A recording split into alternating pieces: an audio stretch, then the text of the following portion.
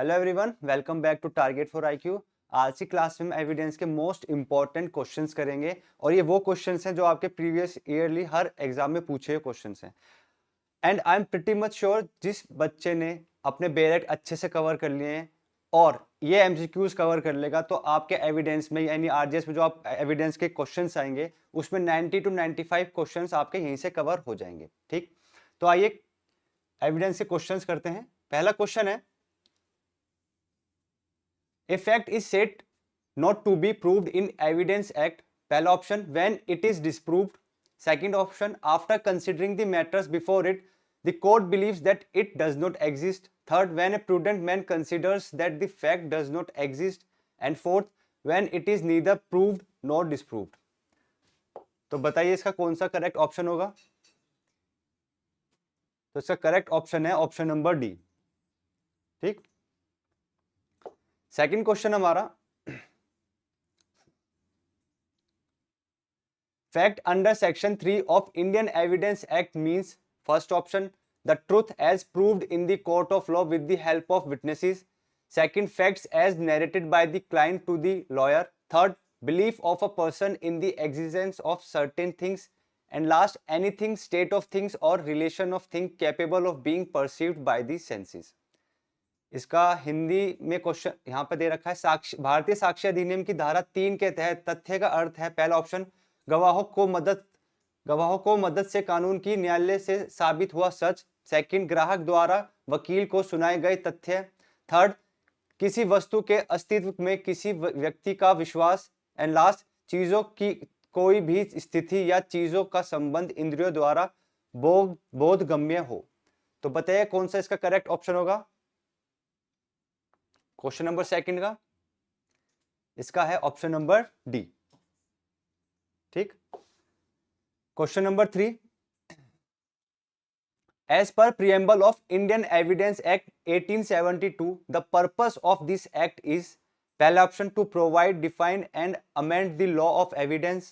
Second, to provide, consolidate the law of evidence. Third, to define and amend the law of evidence. And last, to consolidate, define and amend the law of evidence. तो बताइए third वाले question का कौन सा correct option होगा। हिंदी का question ऊपर है और इंग्लिश का नीचे, बताइए। अगेन इसका करेक्ट ऑप्शन है last option, that is option number D, जिसमें हम कंसोलिडेट, डिफाइंड और लॉ ऑफ एविडेंस को अमेंडमेंट के बारे में बात करते हैं। Question number 4, Indian evidence act 1872 applies to whole of India excluding Jammu and Kashmir, all judicial proceedings in or before any court. Third, proceedings before an arbitrator. Last, affidavits presented to any court or officer. तो बताइए fourth question का correct option. इसका है option number B. ठीक, किसी भी न्यायालय से या उससे पहले सभी न्यायिक कार्यवाही, यह हमारा करेक्ट ऑप्शन है। क्वेश्चन नंबर 5, भारतीय साक्ष्य अधिनियम 1872 द्वारा मसौदा तैयार किया गया था। पहला, lord Macaulay. Second, sir James F Stephen. Third, Huxley. Fourth, sir Henry Summerman. तो बताइए इसका करेक्ट ऑप्शन क्या है, किसने एविडेंस एक्ट को ड्राफ्ट किया था। एंड इसका करेक्ट ऑप्शन है ऑप्शन नंबर बी। ठीक, question number 6, A photostat copy of documents without attestation cannot be accepted as a secondary evidence because first option, such copy is not a secondary evidence in strict sense. Second, the procedure of photostat does not ensure its accuracy. Third, section 65 of Evidence Act does not permit its admissibility. And fourth, certified copy of document is better than a photostat copy. ठीक, हिंदी में options क्या क्या है। पहला, ऐसी नकल सख्त अर्थों में एक माध्यमिक सबूत नहीं है। सेकंड, फोटोस्टेट की प्रक्रिया इसकी सटीकता सुनिश्चित नहीं करती है। थर्ड, साक्ष्य अधिनियम की धारा 65 इसकी स्वीकार्यता की अनुमति नहीं देती है। एंड लास्ट, किसी दस्तावेज की प्रमाणित प्रति फोटोस्टेट कॉपी से बेहतर है। तो इसका करेक्ट ऑप्शन है हमारा option number first, that is such copy is not secondary evidence in strict sense. Question number 7, भारतीय साक्ष्य अधिनियम के प्रयोजन के लिए न्यायालय में शामिल नहीं है। पहला न्यायाधीश, दूसरा मजिस्ट्रेट, तीसरा पंच एंड लास्ट व्यक्तिगत यप में साक्ष्य लेने के लिए कानूनी रूप से अधिकृत।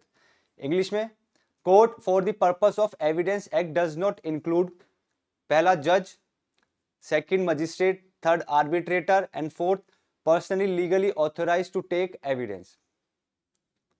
तो बताइए इसका करेक्ट ऑप्शन क्या होगा? तो इसका करेक्ट ऑप्शन है हमारा option number C, that is arbitrator. Question number 8, statement made in police custody by accused amounts to confession when first option that part of statement which leads to the discovery of the object, second the statement is made to voluntarily, third the statement is made in the presence of other party and last the statement is made while undergoing medical treatment। तो बताइए question number 8 का correct option. इसका correct option है हमारा option number ए, जो कि बात करता है, अगर हम पढ़ें कौन से सेक्शन के साथ, सेक्शन नंबर 27। ठीक। Question number 9, oral admissions as to contents of electronic records are relevant when genuineness of the first option electronic record produced is in question, digital signature on electronic record produced is in question, third custody of electronic record is in question and last digital signature certificate is in question। बताइए question number 9 का correct option.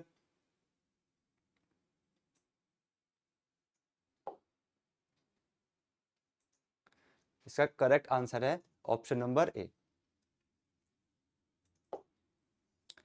Question number 10, भारतीय साक्ष्य अधिनियम की धारा 1 के तहत विशेष रूप से भारतीय साक्ष्य अधिनियम के संचालन से बाहर की गई कार्यवाही, पहला औद्योगिक न्यायाधिकरणों के समक्ष कार्यवाही, सेकंड मध्यस्थों से पहले कार्यवाही, थर्ड प्रशासनिक अधिकरणों के समक्ष कार्यवाही एंड फोर्थ उपरोक्त में से कोई नहीं। इंग्लिश में पढ़ लेते हैं एक बार।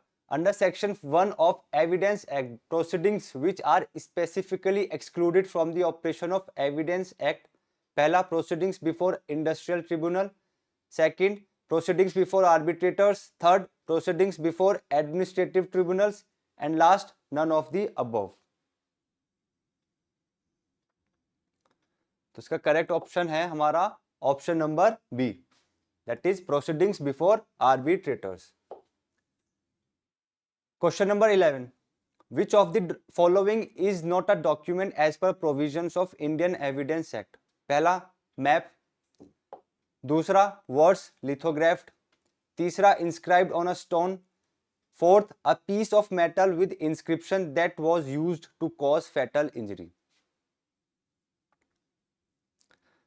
तो बताइए इनमें से कौन सा डॉक्यूमेंट नहीं है? ये एक नेगेटिव क्वेश्चन है क्योंकि क्या पूछा, नॉट ए डॉक्यूमेंट। इनमें से कौन सा डॉक्यूमेंट नहीं है? मैप हमारा डॉक्यूमेंट होता है, वर्ड्स लिथोग्राफ्ड ये भी डॉक्यूमेंट है, किसी भी स्टोन पे हमने इंस्क्रिप्शन करा है वो भी डॉक्यूमेंट है, बट हमारा जो लास्ट ऑप्शन है that is option number D, वो हमारा डॉक्यूमेंट नहीं है। तो देखा जाए करेक्ट ऑप्शन हमारा क्या है? करेक्ट ऑप्शन हमारा option number D. Question number 12, मौखिक साक्ष्य क्या है? पहला न्यायालय के समक्ष दिए गए बयान, दूसरा प्रत्यक्ष साक्ष्य, तीसरा न्यायालय के समक्ष बयान पुलिस ने बयान दर्ज करने के बाद ही, एंड लास्ट इनमें से कोई भी नहीं। एक बार इंग्लिश में देख लेते हैं। What is oral agreement oral evidence? First statements made before court, second direct evidence, तीसरा deposition before court only after police had recorded the statement and last none of the above.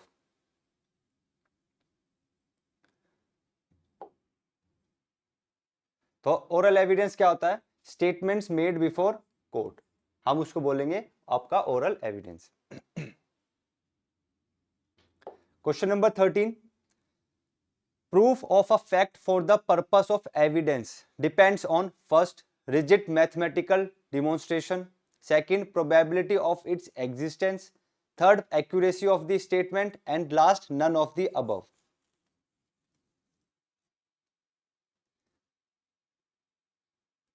तो इसका correct answer क्या है? Option number D, that is none of the above. Question number 14. भारतीय साक्ष्य अधिनियम 1872 के प्रावधानों के अनुसार निम्नलिखित में से कौन सा कथन सही नहीं है? ठीक, ये भी सही नहीं है पूछा गया, एक नेगेटिव क्वेश्चन है. पहला, तथ्य जो मुद्दे में किसी भी तथ्य के साथ असंगत है सुसंगत नहीं होंगे. दूसरा, तथ्य जो अन्यथा सुसंगत नहीं है यदि वे स्वयं या अन्य तथ्यों के संबंध में सुसंगत हैं तो वे किसी भी तथ्य के अस्तित्व या गैर अस्तित्व का मुद्दा बनाते हैं या सुसंगत तथ्य अत्यधिक संभावित या अनुचित हैं. थर्ड, कोई भी तथ्य सुसंगत है जो किसी भी मुद्दे या सुसंगत तथ्य के लिए एक मकसद या तैयारी दर्शाता है या उसका गठन करता है. लास्ट, प्रवेश स्वीकार किए गए मामलों का निर्णायक प्रमाण नहीं है लेकिन वे भारतीय साक्ष्य के प्रावधानों के तहत विवाद के रूप में काम करते हैं. आइए एक बार इंग्लिश में पढ़ लेते हैं इसको. Which of the following statement as per provision of Indian Evidence Act is not correct? First, facts which are inconsistent with any fact in issue shall not be relevant. Second, facts not otherwise relevant are relevant if by themselves or in connection with other facts they make the existence or non-existence of any fact in issue or relevant fact highly probable or improbable. Third, any fact is relevant which shows or constitute a motive or preparation for any fact in issue or relevant fact. And last, admissions are not conclusive proof of the matters admitted but they may operate as estoppel under the provisions of Indian Evidence Act 1872. तो बताइए इनमें से correct option कौन क्या है question number 14 का? हमें negative question पूछा है और इसका करेक्ट आंसर है हमारा ऑप्शन नंबर 1. ठीक, ये एक गलत ऑप्शन दे रखा है.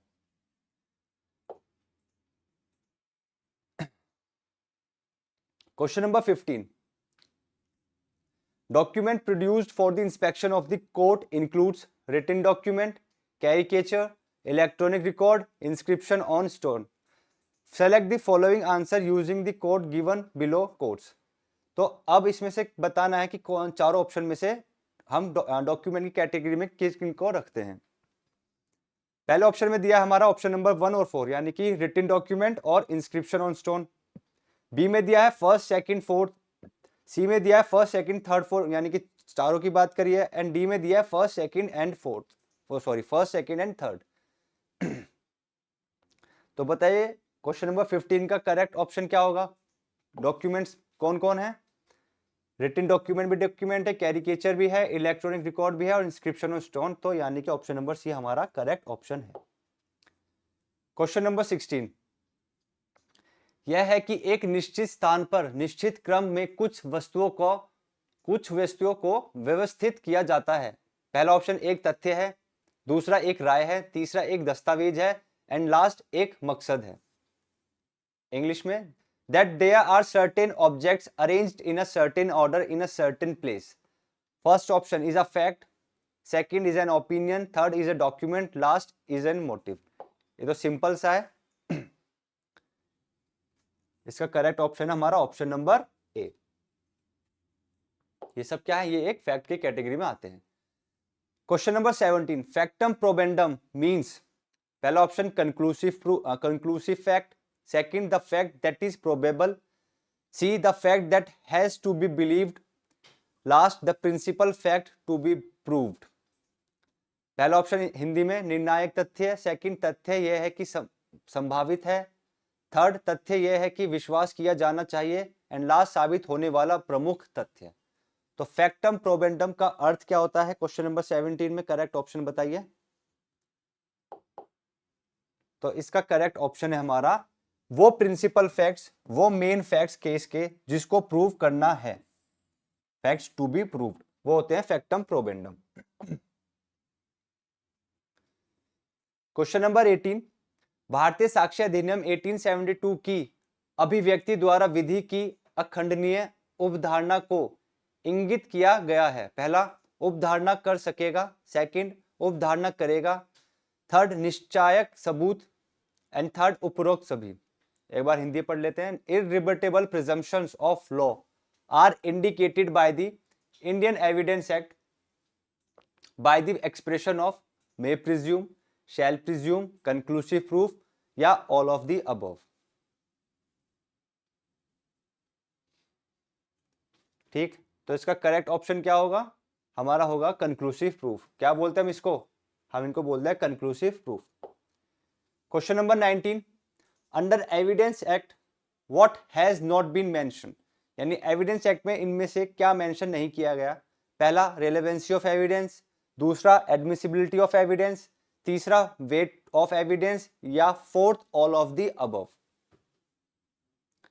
तो ये तो सिंपल सा है, जिसने बेयर एक्ट अच्छे से एक बार रीड करी है तो उसको भी पता है कि वेट ऑफ एविडेंस नाम की कोई चीज बेयर एक्ट में मेंशन नहीं करी गई। Question number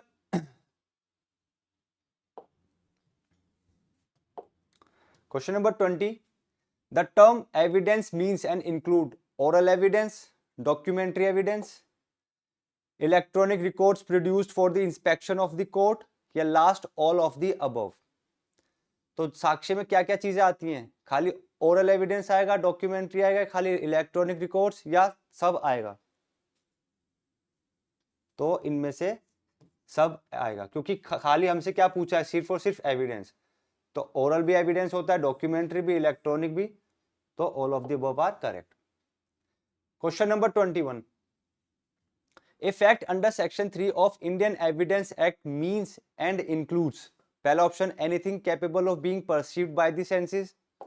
second, state of things capable of being perceived by the senses. Third, relation of things capable of being perceived by the senses. And last, all of the above.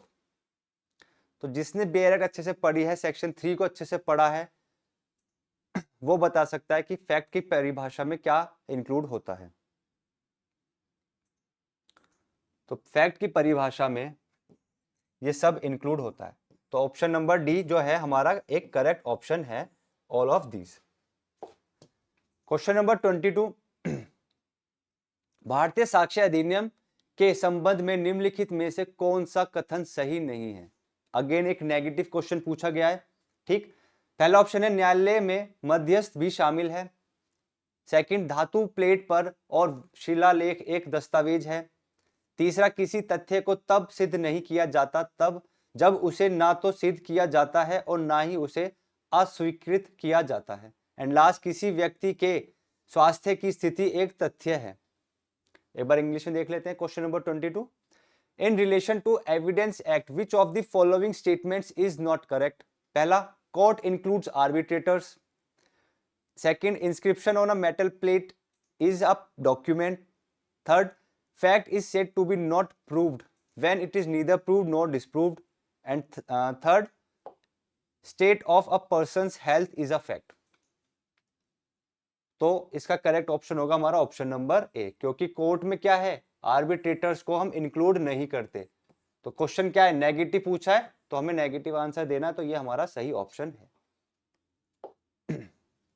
Question number 23, which one of the following does not fall within the meaning of the term court used under evidence act? पहला, revenue tribunal, industrial tribunal, registrar's court, inquiry commission, legal advisor and excise officer।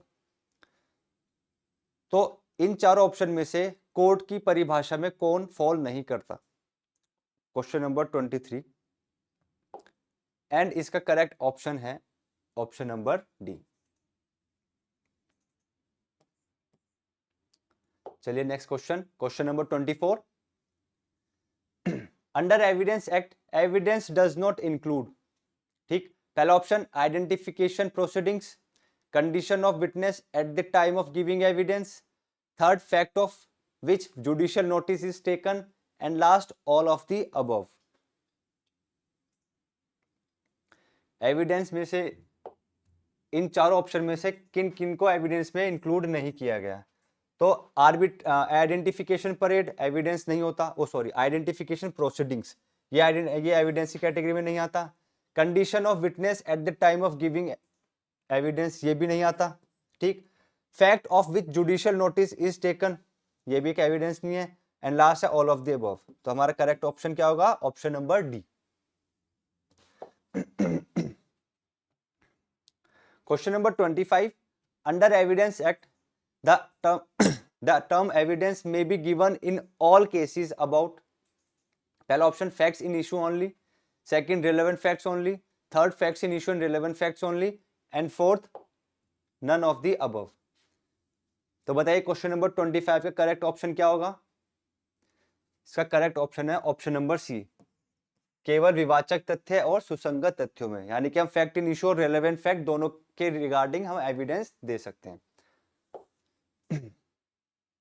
Question number 26, evidence under evidence act means and includes documentary evidence, ocular evidence, both ocular and documentary evidence, and last ocular evidence based on documents only। ठीक, तो इसका correct option होगा option number सी, यानी दोनों मौखिक और दस्तावेजिक साक्ष्य। Question number 27, the fact sought to be proved is called factum probans, factum probandum, lex fori, lex loci। Question number 27, अभी हमने पढ़ा था ना, जिन फैक्ट्स को प्रूव करना है वो क्या होंगे? फैक्टम प्रोबेंडम।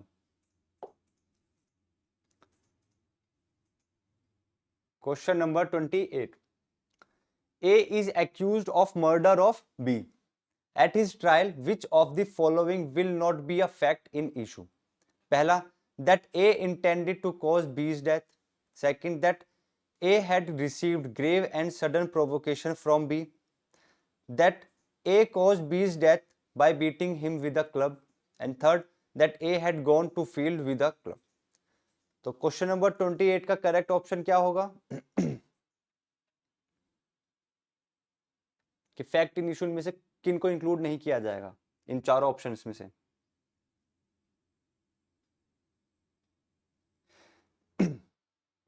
क्योंकि इस वाले ऑप्शन में क्या है? इंटेंशन की बात करी गई है, सही है। इस वाले ऑप्शन में क्या है? ग्रेव एंड सडन प्रोवोकेशन की बात करी गई है, ये भी ठीक है। इस वाले ऑप्शन में क्या है? इसने बोला कि ए ने उसकी जो बी की डेथ कोज करी है वो क्लब के साथ करी, मार मार कर उसको। एंड डी में क्या है? डी में बोला गया कि वो फील्ड में गया है, ठीक है, क्लब के साथ। तो इसकी कोई सेंस बनती है कि इस क्वेश्चन को, इस वाले ऑप्शन को हम as a fact in issue treat करें? बिल्कुल भी नहीं। तो इसका करेक्ट ऑप्शन क्या होगा? Option number D. Question number 29,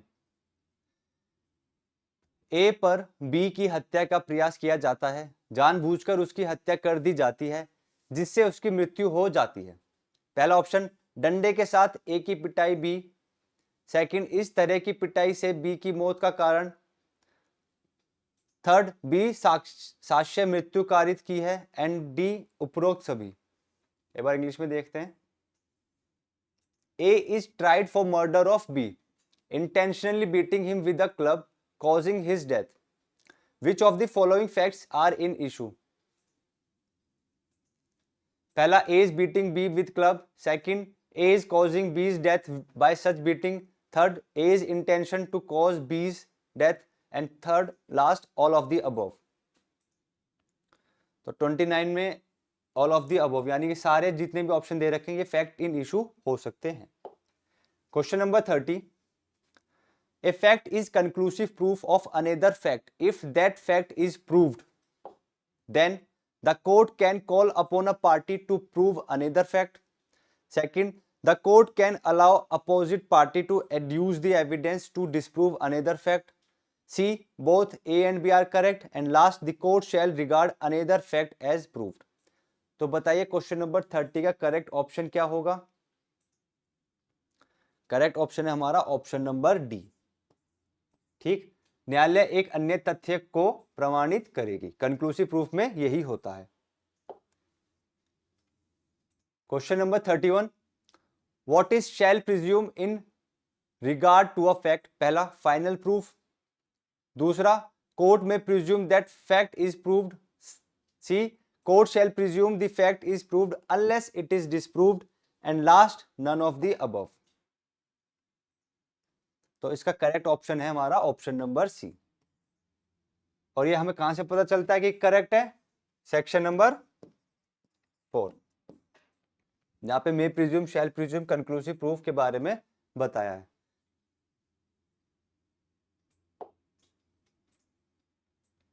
question number 32, law of evidence under evidence act is substantive law, procedural law, substantive and procedural law, या नन ऑफ द अबव। तो भारतीय साक्ष्य अधिनियम के तहत साक्ष्य विधि है ठोस कानून, प्रक्रियात्मक कानून, ठोस और प्रक्रियात्मक कानून, उपरोक्त में से कोई नहीं।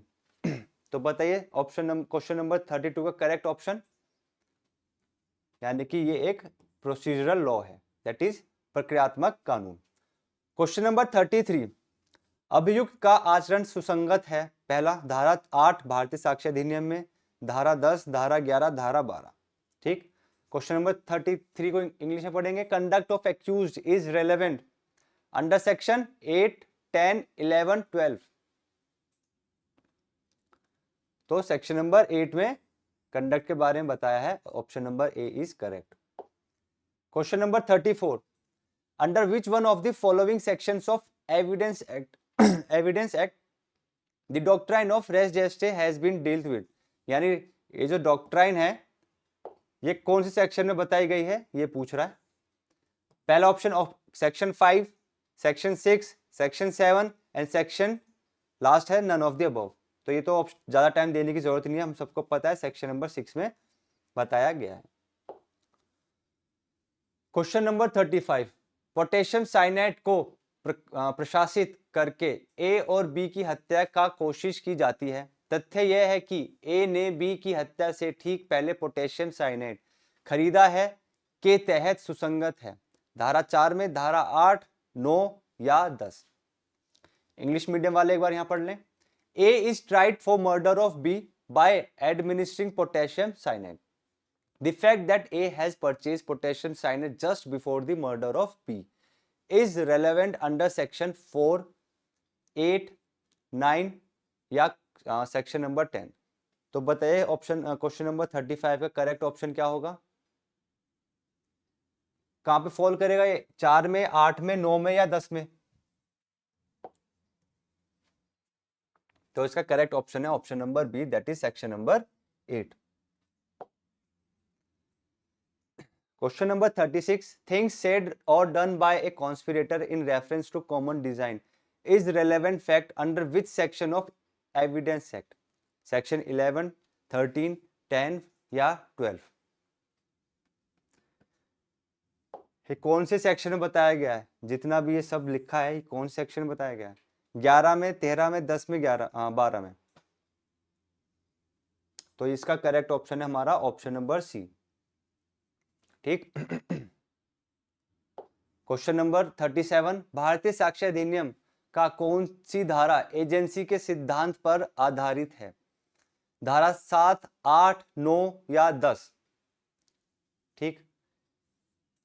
इंग्लिश में, which section of evidence act is based on the principle of agency? 7, 8, 9, 10। कौन सा ऑप्शन करेक्ट है? एजेंसी के सिद्धांतों पे कौन सा सेक्शन है? सेक्शन 7 है, 8 है, 9 है या 10 है? बताइए। इसका करेक्ट ऑप्शन है ऑप्शन नंबर 10। ठीक, option number D, that is section 10। Question number 38, in which section of Indian evidence act the plea of alibi is laid down? Plea of alibi कहां पर है? सेक्शन 7 में है, 26 में है, 49 में है या 11 में है? इसका ऑप्शन है ऑप्शन नंबर डी, 11 में हमें प्ली ऑफ एलिबाई के बारे में बता रखा है। Question number 39, which section of evidence act is called a residuary section dealing with relevancy of fact? Section 11, section 12, section number 13 या section number 14? काफी अच्छा और इंपॉर्टेंट सेक्शन है, क्वेश्चन है। बताइएगा कौन से सेक्शन को हम एक रेसिडुअरी सेक्शन बोलते हैं? एविडेंस एक्ट में ऐसा कौन सा सेक्शन है जिसको हम एक रेसिडुअरी सेक्शन बोलते हैं? 11, 12, 13 या 14? बताइए। थोड़ा टाइम दूंगा भी, जिससे आप सोचें कि कौन से सेक्शन को हम रेसिडुअरी सेक्शन कह सकते हैं।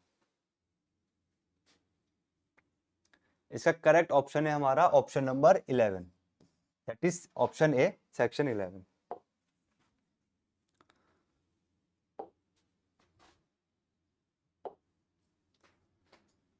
क्वेश्चन नंबर 40, भारतीय साक्ष्य अधिनियम की धारा 17 के तहत एक स्वीकृति है।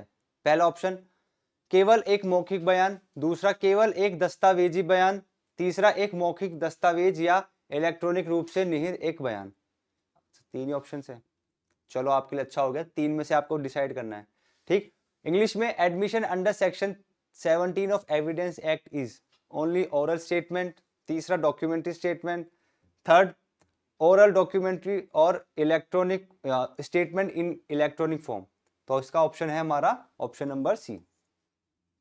ये तो सेक्शन नंबर 17 में ही दे रखा है। Question number 41, under the provisions of Indian evidence act admissions and confessions have the same meaning. ठीक, second admissions and confessions have the different meaning. तीसरा admissions are a matter in a criminal trial and चौथा बोला हुआ है admissions are a matter in civil trial। तो बताइए इनमें से करेक्ट ऑप्शन क्या है?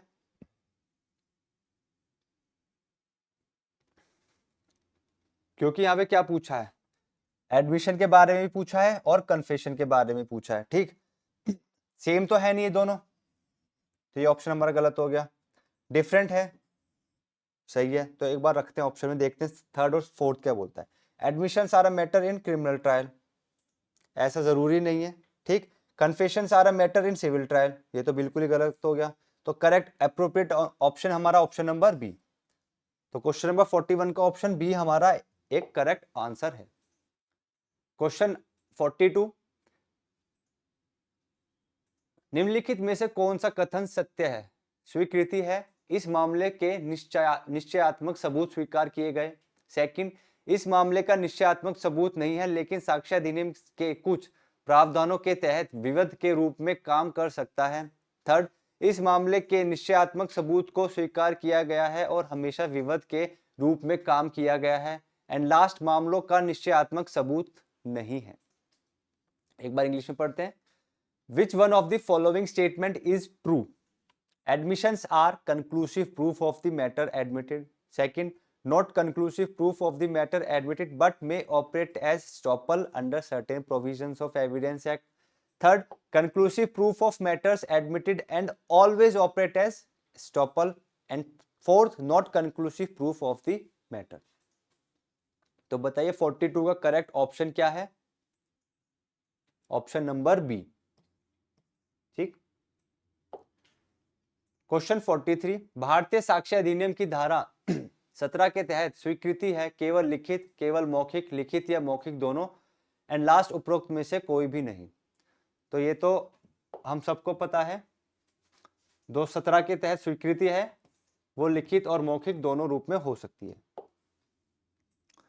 Question number 44, who can make admission under Indian evidence act? पहला, witness to a proceeding, party to proceeding, third party, and last the court.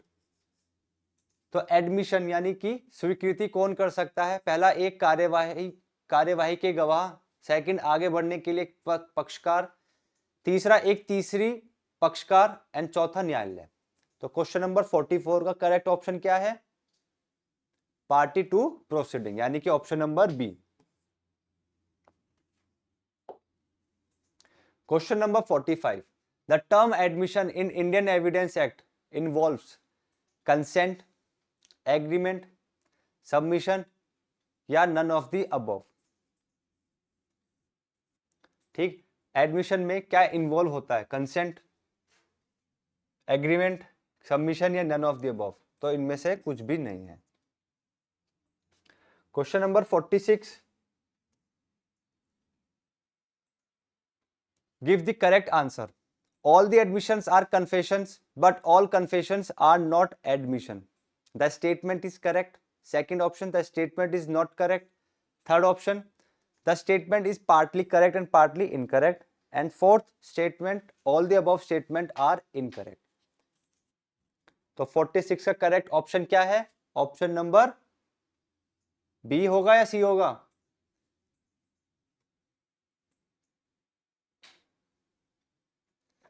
All the admissions are confessions, but on confessions are not admission. The statement is incorrect. बताइए।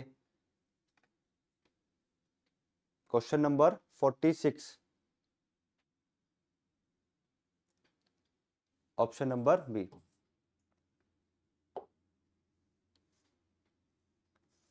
47 question, admission by agents are, पहला option admissible in civil proceedings only if agent has the authority to make admissions. Second, admissible in civil proceedings under all circumstances. Third, never admissible in criminal proceedings. And fourth, both A and B. तो question number 47 correct option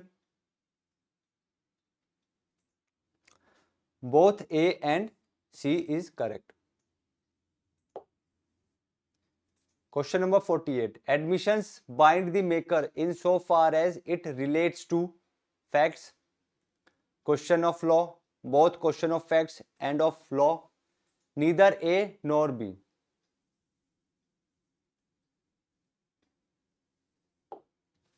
तो इसका correct option है सिर्फ और सिर्फ तथ्यों से उनको बाध्य करता है। ठीक। Question number 49. एडमिशन इज, पहला option conclusive proof of fact stated, second not conclusive proof but operate as estoppel, third weak piece of evidence and last evidence on which court can act. तो इसका correct option है हमारा option number B. ये हम पहले भी कर चुके हैं अभी। Question number 50. If accused voluntarily consents for brain mapping and narco analysis, then such information is relevant under which section of Evidence Act? Section 7, 17, 27 या सेक्शन नंबर 30?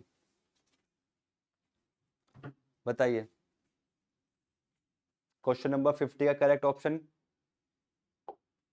क्वेश्चन नंबर 50 का है correct answer option number C. ठीक, that is section number 27। Question number 51. भारतीय साक्ष्य अधिनियम की धारा 27 खोज साक्ष्य के उपयोग की अनुमति देती है, जो कड़ाई से देता है कि अभियुक्त के बयान में शामिल जानकारी को कितना स्वीकार्य बनाया गया है। इस धारा के तहत निम्नलिखित में से कौन सी जानकारी सुसंगत है? पहला, यह केवल घटना के स्थान से संबंधित है। दूसरा, जो व्यक्ति की प्रकृति से संबंधित है।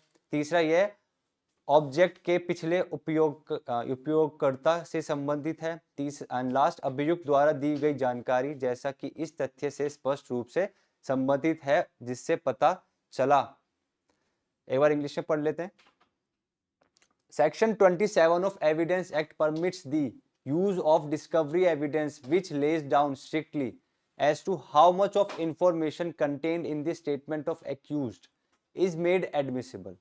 ठीक, पहला option that relates to only place of occurrence, second that relates to nature of object, third that relates to past user of the object, and last information given by accused as relates distinctly to the fact thereby discovered. तो इसका correct option है हमारा option number D. ठीक। Question number 52. Evidence act confession is defined under, यानी confession को कहां पे define किया गया एविडेंस में? सेक्शन 19, 20, 21 या नन ऑफ द अबव? क्या एविडेंस को डिफाइन किया भी गया है एविडेंस में या नहीं? तो कन्फेशन तो कहीं भी डिफाइन नहीं किया गया, तो इसका ऑप्शन है हमारा option number D. 53. What is evidentiary value of admission? पहला ऑप्शन अनइम्पॉर्टेंट, दूसरा कंक्लूसिव प्रूफ, तीसरा एस्टॉपल एंड फोर्थ बाइंडिंग। तो एडमिशन क्या होता है? एक एस्टॉपल होता है। कौन से सेक्शन में बताया गया है ये? Section number 31। ठीक। Question number 54, which of the following admission is no evidence? पहला, admission by one of the several defendants in a suit against another defendant. दूसरा, admission by guardian ad litem against a minor. तीसरा, admission by one of the partner of a firm against the firm और other partner. And last, only A and B.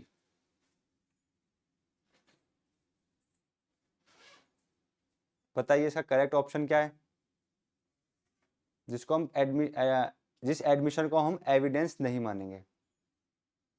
तो इसका correct option है हमारा option number D, केवल can और खे। Question 55, admission is the best evidence against the maker if it is, पहला option oral only, दूसरा डॉक्यूमेंट्री ओनली, तीसरा इन electronic form only, and last either oral, documentary और electronic form. तो option number D हमारा सही है।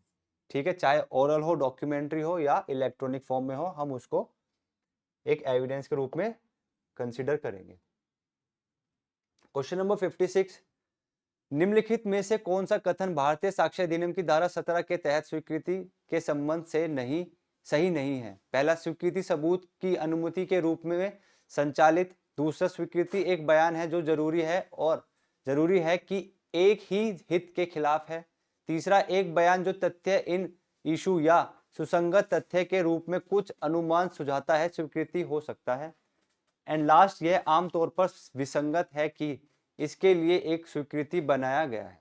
ठीक, इंग्लिश वाले एक बार पढ़ लेते हैं इंग्लिश में। Which of the following statements is not correct regarding admission under section 17 of the act?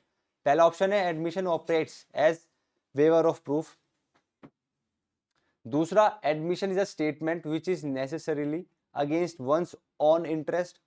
तीसरा, statement which suggest some inference as to a fact in issue और relevant fact may be admission, and last, it is generally irrelevant as to whom admission is made. तो बताइए question number 56 का correct option क्या होगा?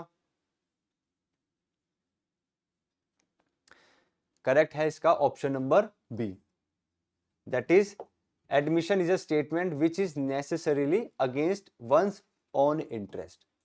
ठीक है, question number 57, which one of the following is irrelevant? ध्यान रखना, इररेलेवेंट पूछा हुआ है। पहला ऑप्शन है admission made by party interested in subject matter. दूसरा, admission made by an agent of a party to the proceeding. तीसरा, admission made by party having pecuniary interest. And last, admission made by party who has not been expressly referred to by a party to suit. तो हमारा option इसमें correct क्या है? Option number D. क्यों? क्योंकि party ने उसको expressly refer ही नहीं करा कि आप जाओ मेरे बिहाफ पे एज एजेंट काम करो। Question number 58, the question is whether horse sold by A to B is sound. A says to B, go and ask to C. C knows all about it. C's statement is first option admission, second not admission, third confession, and last presumption. तो बताइए 58 का correct option क्या होगा? क्या ये confession होगा, statement होगा, admission होगा, क्या होगा? ये एक हमारा एडमिशन है। ठीक, क्वेश्चन नंबर 59,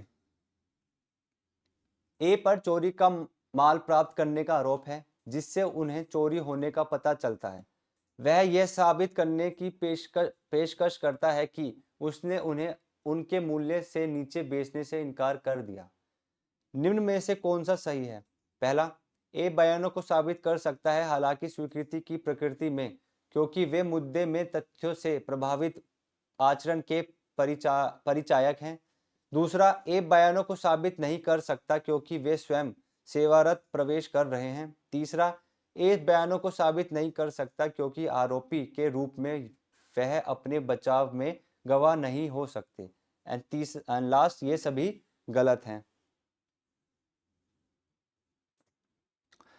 इंग्लिश में देखते हैं, A is accused of receiving stolen goods knowing them to be stolen, he offers to prove that he refuse to sell them below their value, which of the following is correct? पहला A may prove the statements though in the nature of admission because they are explanatory of the conduct influenced by facts in issue. Second, A may not prove the statement because they are self-serving admission.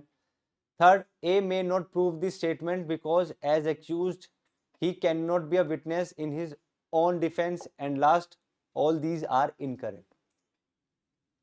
तो 59 का correct option क्या है हमारा? Option number ए।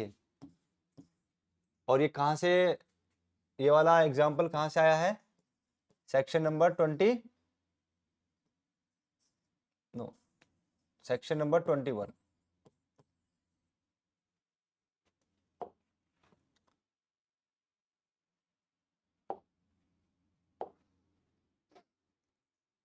Question number 60, electronic record की सामग्री के रूप में मौखिक स्वीकृति सब सुसंगत है। पहला, उन्हें साबित करने का प्रस्ताव रखने वाले पक्षकार से पता चलता है कि वह इसका गौण सबूत देने का हकदार है। दूसरा, इलेक्ट्रॉनिक रिकॉर्ड की हाजिरी की वास्तविकता सवाल में है। दूसरे दोनों कैक है।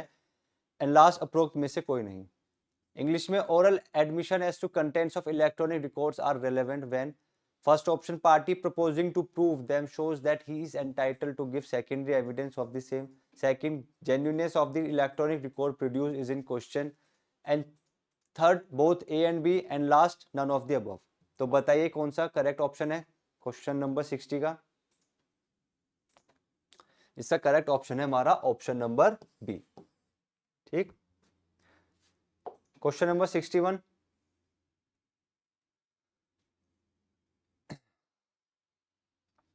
under Evidence Act, the provision of relevancy of oral admission as to contents of electronic records is provided under section 22, 22A, 23 या फिर 23A। तो बताइए कौन सा हमारा करेक्ट ऑप्शन होगा सेक्शन क्वेश्चन नंबर 61 का?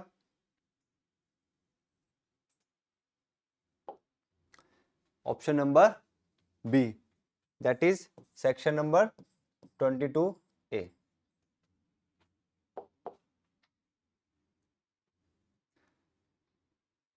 Question number 62, section 23 of evidence act 1872 deals with, पहला option, relevancy of admission in civil cases, relevance of oral admission as to contents of documents, third, relevance of oral admission as to contents of electronic documents, and last, none of the above। तो question number 62 का correct option क्या है? Correct option है हमारा option number A, that is relevance of admission in civil cases. Question 63, confession of co accused is considered as strong piece of evidence, weak piece of evidence, no evidence या last sufficient evidence? बताएं। तो ये होगा हमारा कमजोर प्रकार के साक्ष्य माना जाता है, यानी कि ऑप्शन नंबर बी हमारा करेक्ट आंसर है। Question number 64, confession of accused is irrelevant and inadmissible when made, पहला option, while in police custody but in immediate presence of a magistrate, second, in consequence of a deception practised on the accused for purpose of obtaining it, third, when he was drunk, and last, before magistrate who told him that if he made a full confession he would be released. तो बताइएगा question number 64 का correct option क्या है? तो इसका correct option है हमारा option number D.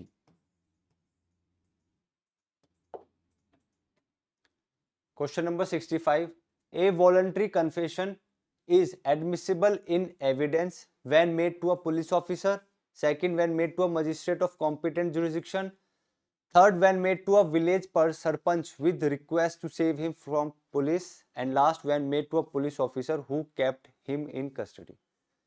ठीक, एक बार हिंदी में देखते हैं। एक स्वैच्छिक संस्कृति साक्ष्य में स्वीकार्य है, पहला ऑप्शन, जब एक पुलिस अधिकारी को बनाया गया, दूसरा, जब सक्षम न्यायालय के मजिस्ट्रेट के पास किया जाता है। तीसरा, जब उसे पुलिस से बचाने के अनुरोध के साथ एक गांव के सरपंच को बनाया जाता है। एंड लास्ट, जब एक पुलिस अधिकारी को बनाया गया जिसने उसे अपने हिरासत में रखा। तो बताइए क्वेश्चन नंबर 65 का करेक्ट ऑप्शन क्या होगा? इसका करेक्ट ऑप्शन है हमारा option number B, when made to a magistrate of competent jurisdiction. Question number 66. Which one of the following has not been mentioned as a ground under section 24, rendering a confession by accused person irrelevant? पहला inducement, दूसरा promise, तीसरा deceit, third last threat. तो 66 का correct answer क्या होगा?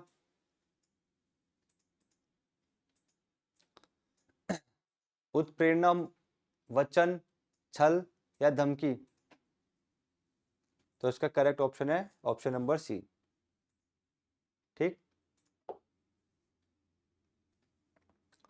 67. A says to B that he has finished his wife forever.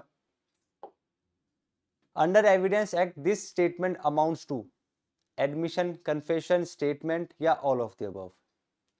Hindi में पढ़ते हैं। ए बी से कहता है कि उसने अपनी पत्नी को हमेशा के लिए खत्म कर दिया है। भारतीय साक्ष्य अधिनियम के तहत यह बयान स्वीकृति माना जाएगा, संस्वीकृति माना जाएगा, बयान माना जाएगा या उपयुक्त सभी माना जाएगा। तो बताइए क्या होगा 67 का करेक्ट ऑप्शन? इसको हम मानेंगे कन्फेशन यानी संस्वीकृति। Question number 68. A confession to be inadmissible under section 25 of evidence act. पहला, must relate to same crime for which he is charged. Second, must relate to another crime.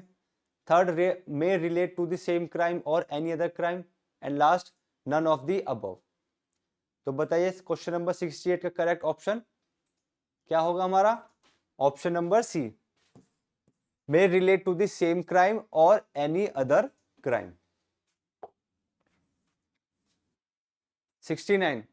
Confession recorded by magistrate on oath is पहला admissible, दूसरा inadmissible, तीसरा admissible only to the extent of corroboration to the other evidence on record, and last admissible if corroborated by the other evidence on record. तो बताइए क्या होगा 69 का correct answer? जिसने CrPC भी अच्छे से पढ़ रखे वो भी इसका आंसर करेक्ट बता दिया। क्यों?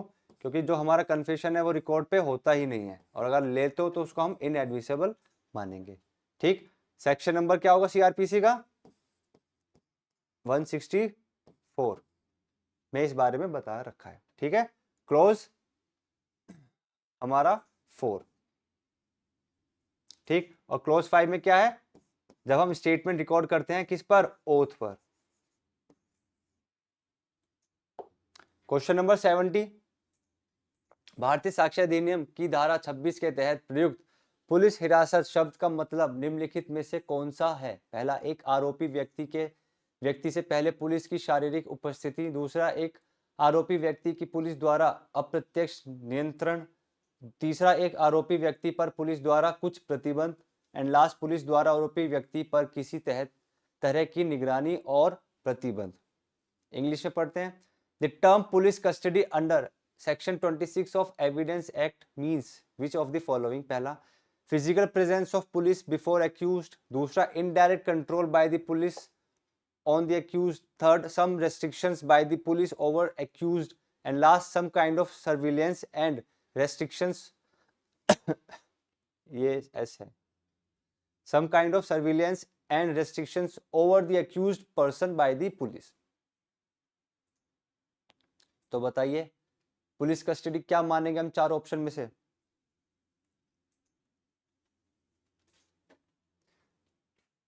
मोस्ट प्रॉपर अगर हम देखें ये है करेक्ट, ये भी है बी वाला, बट ये इसलिए नहीं है क्योंकि हमें फिर देखना होता है कि मोस्ट प्रॉपर कौन सा है। तो जो सर्विलेंस और रेस्ट्रिक्शंस जो लगाई जाती है पुलिस के द्वारा किसी भी एक्यूज पर, तो उसको हम बोलते हैं कि वो बंदा पुलिस की कस्टडी में है। Right. Question number 71। Section 26 of evidence act provides. पहला option no confession made by person in police custody is admissible, confession made by person in police custody is admissible, third confession made in immediate presence of a magistrate is admissible, and last A और C. तो इसका correct option होगा हमारा option number D.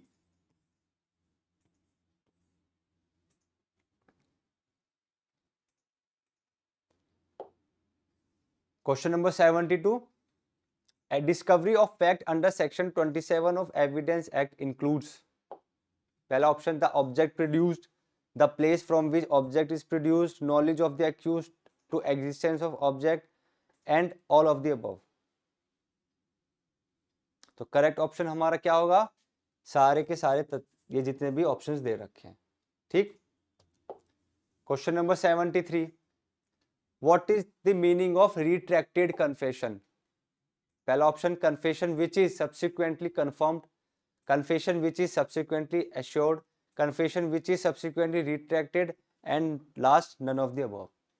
Hindi पढ़ते संस्कृति जिसकी बाद में पुष्टि की जाती है, संस्कृति जो बाद में सुनिश्चित की जाती है, संस्कृति जो बाद में फिर से सिला हुआ है, एंड लास्ट उपरोक्त में से कोई नहीं। तो करेक्ट ऑप्शन होगा हमारा option number C. Question number 74. For recording a confession, magistrate should, first option, get that person arrested. Second option, summon the complainant. Third, inform such person about the accusation against him. Last, inform such person that he is not bound to make a confession. तो question number 74 का appropriate option कौन सा है? तो appropriate option है हमारा option number D, that is ऐसे व्यक्ति को सूचित करे कि वह कबूल करने के लिए बाध्य नहीं है। कौन से सेक्शन में बताया गया इस बारे में, कमेंट करिएगा। Question number 75, extra judicial confession means a confession made, first option before the magistrate in the court, second to the police officer, third to the doctor, and last both A and B. तो extra judicial confession क्या होगा, correct option क्या है इसका? इसका correct option है option number D, क्योंकि हम क्या कर रहे हैं, जुडिशरी कन्फेशन से बाहर जाके कन्फेशन कर रहे हैं, तभी वो एक्स्ट्रा बोला जाता है। तो हम मजिस्ट्रेट को तो कर नहीं सकते, बस पुलिस को कर सकते हैं, डॉक्टर को कर सकते हैं, और किसी भी व्यक्ति को कर सकते हैं, एनी पर्सन।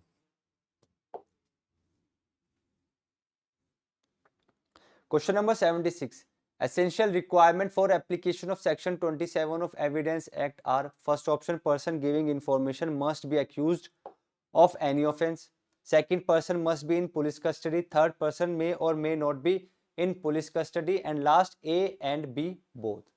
तो बताइएगा essential requirement क्या है क्वेश्चन नंबर 76 में? तो ये है बोथ A and B, यानी ऑप्शन नंबर डी हमारा करेक्ट है। क्वेश्चन नंबर 77, भारत के संविधान के अनुच्छेद 14 के तहत भारतीय साक्ष्य अधिनियम की धारा 27 किस मामले में मान्य थी? अशोक कुमार बनाम उत्तर प्रदेश राज्य, नाथू बनाम उत्तर प्रदेश राज्य, उत्तर प्रदेश राज्य वर्सेस बनाम देवमन उपाध्याय, लास्ट मोहम्मद इनायतुल्ला बनाम महाराष्ट्र राज्य। इंग्लिश में पढ़ते हैं। In which case section 27 of evidence act was held to be valid under article 14 of Constitution of India? First option, Ashok Kumar versus State of Uttar Pradesh, Nathu versus State of Uttar Pradesh, State of Uttar Pradesh versus Devman Upadhyay, and last Mohammad Inayatullah versus State of Maharashtra। तो याद रखना important question है, काफी बार पूछा हुआ question है ये repeatedly. तो सेक्शन 27 को वैलिड मतलब कॉन्स्टिट्यूशनली वैलिड बोला गया था state of Uttar Pradesh versus Devman Upadhyay के केस में।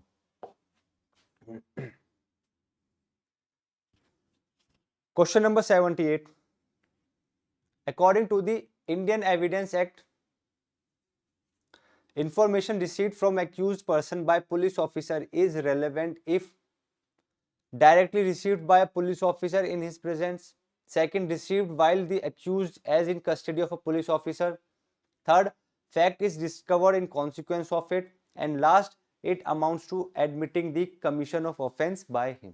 तो बताइएगा क्वेश्चन नंबर 78 का एप्रोप्रिएट आंसर क्या होगा?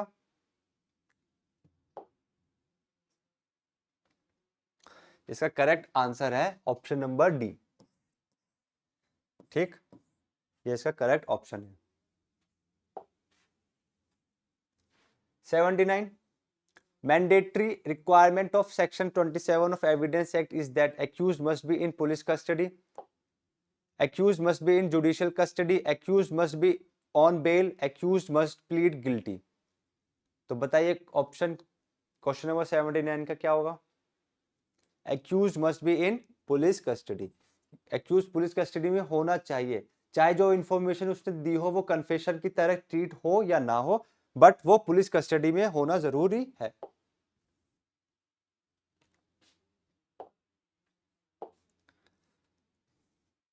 Question number 80, in which of the following cases it was laid down that section 27 of Indian Evidence Act is an exception to section 24, 25 and 26? ठीक, case का क्या नाम? पहला पकाला नारायण स्वामी वर्सेस एम्परर, दूसरा Inayatullah versus state of Maharashtra, तीसरा state of Uttar Pradesh versus Deoman Upadhyaya and last P Kottaya versus emperor. Section 27 को section 24, 25, 26 का exception किस केस में बताया गया था वो पूछा हुआ है। तो करेक्ट ऑप्शन है हमारा option number B, that is Inayatullah versus state of Madhya Pradesh और स्टेट ऑफ महाराष्ट्र। और इस केस में क्या बताया गया था कि जो हमारा सेक्शन 27 है वो एक कॉन्स्टिट्यूशनली वैलिड है, और इस वाले केस में 27 जो है हमारा सेक्शन नंबर 24, 25 और 26 का एक्सेप्शन है।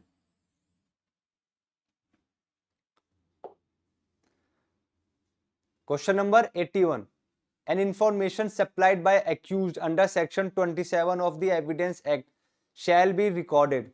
First option, in presence of two independent punch witnesses, second, in presence of a gazetted officer, third, in presence of two police officers, and last, none of the above। तो इसका correct option क्या होगा? इसका correct option है हमारा option number D, none of the above. ठीक, question number 82, A को police द्वारा गिरफ्तार किया जाता है और बी की हत्या के आरोप लगाया जाता है। जांच के दौरान ए स्वेच्छा से नार्को विश्लेषण से गुजरता है और इसमें वह बी की हत्या करने की बात स्वीकार करता है। ठीक,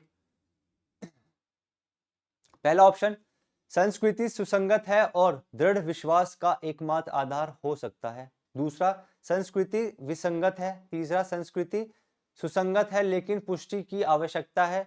लास्ट, केवल एक बयान के बहुत से रूप में इस्तेमाल किया जा सकता है, तथ्य की खोज की ओर जाता है। एंड 5 ऑप्शंस दिए इसमें, एंड लास्ट हमारा उपरोक्त में से कोई नहीं।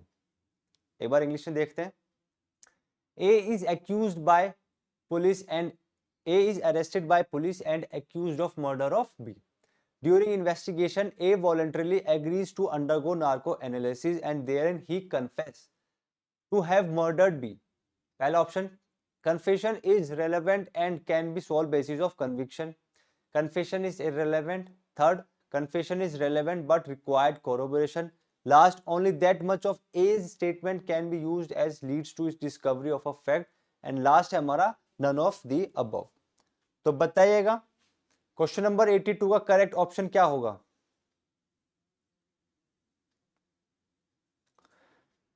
भाई स्टेटमेंट अगर आप कोई कन्फेस पुलिस के सामने कर रहे हो वो तो रिलेवेंट होगा ही नहीं। ठीक, बट अगर जो स्टेटमेंट आप दे रहे हो और उस स्टेटमेंट से कोई हमें फैक्ट सामने आ रहा है, कोई ऑब्जेक्ट, हमें कोई वेपन, क्राइम का कोई वेपन मिल रहा है, तो वो स्टेटमेंट हमारा क्या हो जाएगा? रिलेवेंट हो जाएगा, एडमिसिबल हो जाएगा अंडर सेक्शन 27। तो हमारा ऑप्शन नंबर डी यहाँ पे करेक्ट है। क्वेश्चन नंबर 83, रिक्त स्थान भरे। जब प्रश्न यह है कि क्या कोई आदमी जीवित है या मृत है और यह दिखाया गया है कि वह जीवित था, यह साबित करने की भार वह कि वह मर चुका है किस व्यक्ति पर है जो इसकी पुष्टि करता है? 3 साल, 7 साल, 20 साल या 30 साल? बताइए क्वेश्चन नंबर 83 का करेक्ट ऑप्शन क्या होगा? Question number option number last, that is 30 साल। ठीक। Question number 84, section 27 of evidence act is based on, पहला ऑप्शन डॉक्ट्राइन ऑफ एजेंसी, दूसरा डॉक्ट्राइन ऑफ प्रोपोर्शनैलिटी, तीसरा doctrine of confirmation bye subsequent events and last doctrine of Eclipse. तो बताइए question number 27 का correct option क्या है, यानी कि जो हमारा 27 है वो कौन से डॉक्ट्राइन पे बेस्ड है। तो डॉक्ट्राइन का नाम है doctrine of confirmation bye subsequent events. ठीक, बाद की घटनाओं द्वारा पुष्टि का सिद्धांत। क्वेश्चन नंबर 85, पुलिस द्वारा अभियुक्त की औपचारिक गिरफ्तारी के साक्ष्य अधिनियम की धारा 27 के तहत है कानूनी, अवैध, अनियमित, अनुचित। Recovery made by police under section 27 of evidence act recorded the formal arrest of the accused is legal, illegal, irregular या improper। तो 85 का करेक्ट ऑप्शन क्या होगा, ये एक लीगल होगा, यानी कि ऑप्शन नंबर ए हमारा करेक्ट है। 86, confession made by accused can be used against co-accused under section 30 of evidence act। पहला option as hearsay evidence, second only as corroborative evidence, third as substantive piece of evidence, last none of the above। तो बताइए 86 का correct option क्या होगा। Option number B, कि वो जो evidence दिया है, वो जो स्टेटमेंट दी, कन्फेशन दिया, उसको सिर्फ हम कोरोबोरेटिव पीस ऑफ एविडेंस की तरह यूज कर सकते हैं, ना कि सब्सटेंटिव एविडेंस की तरह।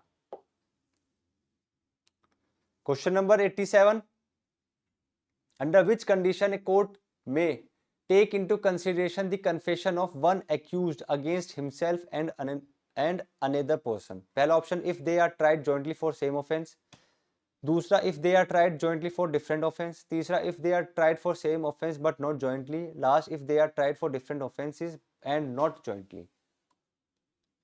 कुछ यहाँ पे टाइपिंग मिस्टेक्स है, उनको अवॉइड करिएगा। 87 का करेक्ट ऑप्शन बताए क्या होगा, इसका है option number A, if they are tried jointly for the same offense। Question number 88, under Evidence Act, a statement made by co-accused at the time of commission of the offense is, पहला option admissible under section 6 या section 8, section 30 या इनमें से कोई भी नहीं।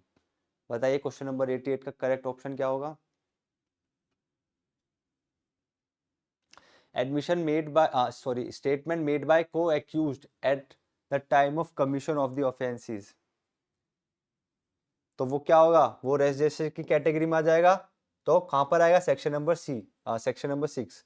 तो option number ए हमारा करेक्ट हो जाएगा।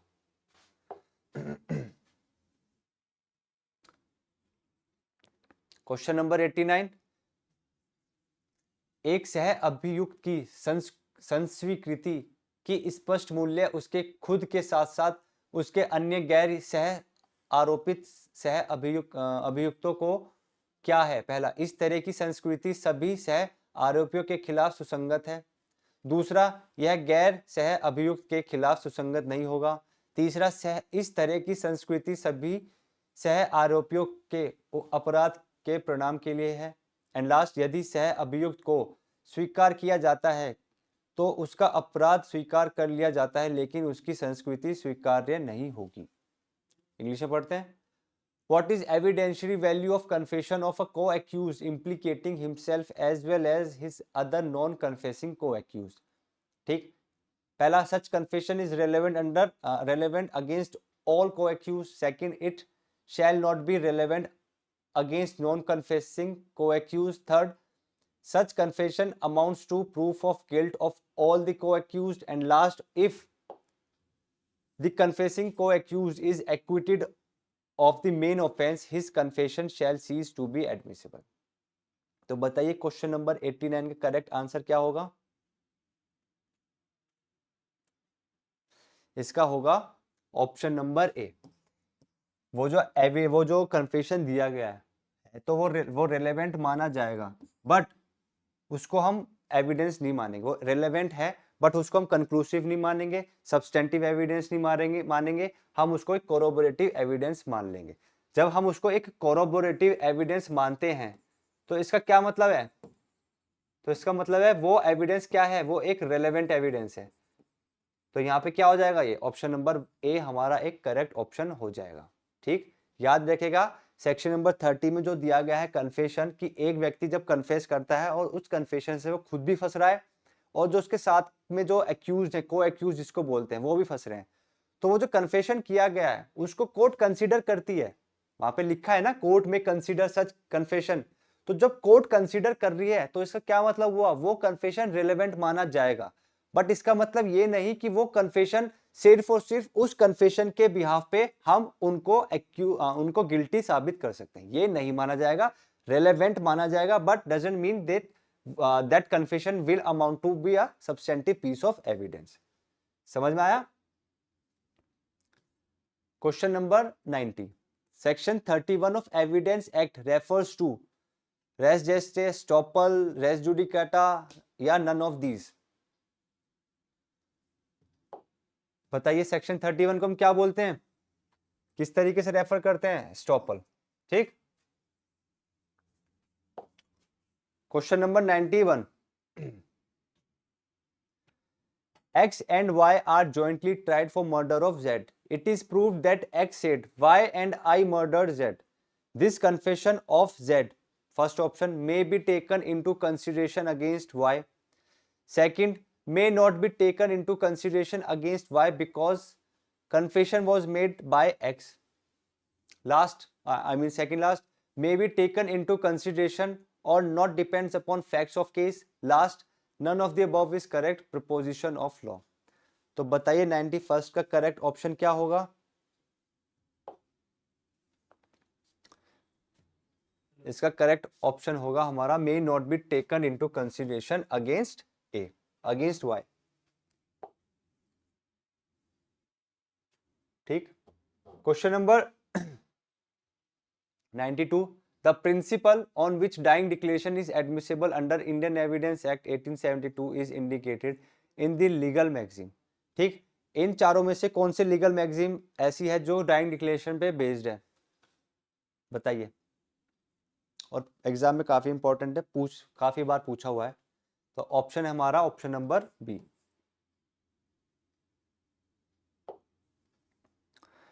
Question number 93, dying declaration may be made to a doctor, magistrate, any other person या ऑल ऑफ द अबव। तो करेक्ट ऑप्शन इसमें ऑल ऑफ द अबव, हम डाइंग डिक्लेरेशन किसी भी व्यक्ति के सामने कर सकते हैं।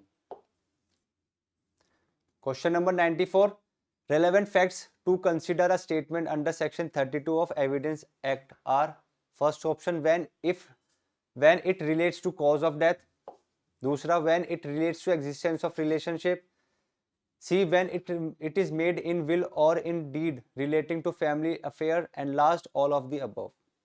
तो बताइए क्वेश्चन नंबर 94 का क्या होगा correct option? Option number D, यानी उपरोक्त सभी कथ्य सही हैं। क्वेश्चन नंबर 95, मृत्युकालिक कथन, फर्स्ट ऑप्शन, स्वतंत्र सबूत द्वारा किसी भी पुष्टि के बिना सजा का एकमात्र आधार बना सकते हैं। दूसरा, स्वतंत्र गवाह द्वारा पुष्टि पर ही सजा के आधार बन सकते हैं। तीसरा, स्वतंत्र गवाह द्वारा पुष्टि के तहत सजा का एकमात्र आधार नहीं बन सकते। एंड लास्ट, केवल ख और ग सही है। इंग्लिश में, dying declaration, first option, can form the sole basis of conviction without any corroboration by independent evidence. Second, can form the basis of conviction only on corroboration by independent witness. Third, cannot form the sole basis of conviction under corroborated by independent witness. Last, only B and C are correct. तो बताइए 95 का correct option क्या है? Correct option है हमारा option number ए। ठीक, कि dying declaration के बेसिस पे भी हम किसी व्यक्ति को सजा दे सकते हैं, जरूरी नहीं है कि उसको कोरोबरेट किया जाए। अगर कोर्ट को लगता है कि जो डाइंग डिक्लेरेशन के थ्रू जो स्टेटमेंट दी गई है वो इतनी इफेक्टफुल है कि हम को दूसरे और साक्ष्य की जरूरत नहीं है, तो हम उसको उस डाइंग डिक्लेरेशन को यूज करके किसी और व्यक्ति को कन्विक्ट कर सकते हैं। ठीक। Question number 96, declaration by a person not able to be called as witness in the course of business is admissible under option number A section 32 clause 1, option number B section 32 clause 2, C 32 clause 4, D 32 clause 7। बताइए section 96 का correct option क्या है? Option number B. Question number 97, according to Indian Evidence Act 1872, statement made by a person as to the cause of his death will become dying declaration. First option, when he was under expectation of death. Second, even though he was not under expectation of death. Third, when it was made within 1 hour prior to his death. And last, when he dies immediately after making it. बताइए इसका correct option क्या है? इसका correct option होगा हमारा option number B. 98, which one of the following statement is correct? पहला, dying declaration recorded by a magistrate not competent under section 164 CRPC cannot be proved by oral evidence of magistrate. Second, credit of declarant cannot be impeached. Third, dying declaration is substantive evidence. And last, if declarant is not examined although alive, his declaration is admissible. तो बताइए correct option क्या है इसमें से 98 question का? Dying declaration is substantive evidence, ये हमारा correct option है। Question number 99, under section 32 clause 1 of evidence act, statements made by whom of these are relevant? First option, persons who are dead. Second, persons who are incapable of giving evidence. Third, persons whose attendance cannot be procured without delay or expense. And last, all of the above. तो 32 clause 1 में किस बारे में बात किया गया? उन व्यक्तियों को जो मर चुके हैं, ठीक, जिनको हम डाइंग डिक्लेरेशन कैटेगरी में लाते हैं। तो हमारा option number A is correct option.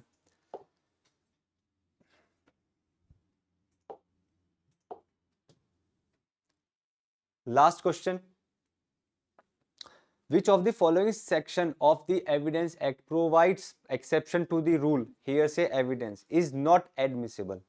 ठीक, question option 1 29, option 2 30, option 3 31, option D section 32। तो बताइए करेक्ट ऑप्शन क्या है इसमें से? करेक्ट ऑप्शन है इसका ऑप्शन नंबर डी। तो ये थे हमारे टॉप 100 क्वेश्चंस जो प्रीवियसली हर स्टेट में पूछे क्वेश्चंस थे और इंपॉर्टेंट ही क्वेश्चन हैं सारे। ठीक, नेक्स्ट 100 क्वेश्चन नेक्स्ट वीडियो में आएंगे एंड आईपीसी के आई थिंक 250 से 300 क्वेश्चंस आएंगे आपके, उससे बाहर कोई भी क्वेश्चन नहीं पूछा जाएगा। आरजीएस में 90 to 95 क्वेश्चंस एविडेंस के यहीं से कवर हो जाएंगे, प्रोवाइडेड आपको अपनी बेरेक्ट अच्छे से कवर करनी है। ठीक, अब मिलते हैं नेक्स्ट वीडियो में। Thank you.